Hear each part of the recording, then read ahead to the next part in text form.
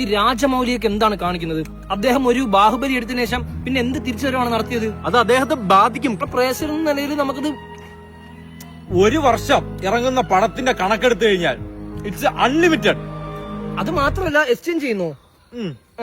തേങ്ങയ്ക്കാണ് ഈ open ഹേമറിന് award കൊടുത്തത്. നീ എന്തിനാണ് അങ്ങനെ ഒരു അംഗീകാരം കൊടുത്തതെന്ന് എനിക്ക് ഒരു പിടുത്തമില്ല. സീരിയസ്ലി എന്തിനാണ് അങ്ങനെ ഒരു അവാർഡ് കൊടുത്തതെന്ന് എനിക്കും ഒരു പിടുത്തമില്ല. അല്ല, എന്നാലും അത് എന്തിനു കൊടുത്തു? അത് തന്നെ.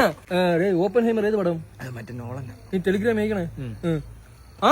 നടന്മാരെ കാര്യങ്ങൾ ഇതിന്റെ അപ്പുറം കോമഡി. 100 കോടി ഇല്ലെങ്കിൽ അവനെ നനങ്ങൂല. ടോളിവുഡ്, സാൻഡൽവുഡ്, മോളിവുഡ്, ബോളിവുഡ്, ഹോളിവുഡ്, എന്ത് വുഡ്, ഇത് ഒരു വുഡ് ശരിയല്ല. ആർക്കും ആർട്ടിനോടൊരു സ്നേഹമില്ല. അതൊക്കെ ആ പഴയ പടങ്ങൾ എന്ത് രസമായിരുന്നല്ലേ, പ്രകൃതിപരമായ ആർട്ടൊക്കെ ഉണ്ടാക്കി. എന്റെ കയ്യിലെല്ലാം കിട്ടിയിട്ട് ഞാൻ അടിച്ച് ഞാൻ കൈ കൊടുത്താനാ. മലയാള ഇൻഡസ്ട്രിയെ എടുത്ത് ഞാൻ മോളി കയറ്റിയാനാ. ഇനി നിങ്ങളുടെ അടുത്ത് ഞാനൊരു കാര്യം പറയട്ടെ. വേണ്ട, മിണ്ടായി.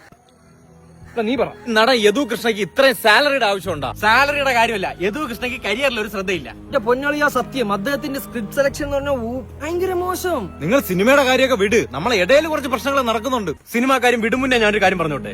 താല്പര്യമില്ല, നീ മിണ്ടാതിരി. എന്തേലും മനസ്സ് വെച്ചിട്ടാണോ ഹാഷിർ നീ ഇപ്പൊ എന്റെ അടുത്ത് സംസാരിക്കുന്നത്? തേങ്ങയില്ല, നീ മിണ്ടാതിരി. അജയ്ക്ക് ഇപ്പൊ 1 ലക്ഷം രൂപയാണ് സാലറി. അതിലിരിക്കാൻ ജോലി റിസൈൻ ചെയ്തു. ഇതാണ് ഞാൻ ചോദിക്കുന്നത്. അജയ്ക്ക് ഒരു മോളുണ്ട്, ഒരു മോനുണ്ട്. ഇവൻ എങ്ങനെ അവന്റെ കരിയർ കൊണ്ടുപോകും? എടാ, ഈ പോക്ക് പോവാണെങ്കിൽ അവന്റെ മകളെ കൊണ്ട് എന്റെ മകനെ കെട്ടിക്കേണ്ടി വരും. എന്തായാലും അത്രയും ദാരിദ്ര്യം അവന് വന്നിട്ടില്ല. അത് കാര്യം. ഗൾഫിൽ നല്ലൊരു ജോലി കഴിഞ്ഞിട്ട് ഷാനവാസ് ഇവിടെ വന്ന് നിൽക്കുന്നു. എന്തിന്റെ കഴപ്പ്? അവനൊന്നും കരിയറിൽ വലിയ ശ്രദ്ധയില്ല. കരിയറിന്റെ സ്പെല്ലിംഗ് പോലും നേരെ അറിഞ്ഞൂടെ. അളിയൻ പറയാളിയാ കരിയറിന്റെ സ്പെല്ലിങ്. അല്ല, അത് പോട്ടളിയാ. എല്ലാവർക്കും ദൈവം ഓരോ കഴിവ് വെച്ച് കൊടുത്തിട്ടുണ്ട്. എല്ലാം കൂടെ അങ്ങ് ഉരുട്ടി കൊടുക്കാൻ പറ്റും ദൈവത്തിന്. അത് പതിയെ പതിയെ ആ കരിയർ ബിൽഡ് ചെയ്തെടുക്കണം. നമ്മളെ കരിയർ എന്താണ്? കരിയർ എന്ന് പറയുമ്പോ അത് പിന്നെ കരിയർ എന്നൊക്കെ പറയുമ്പോ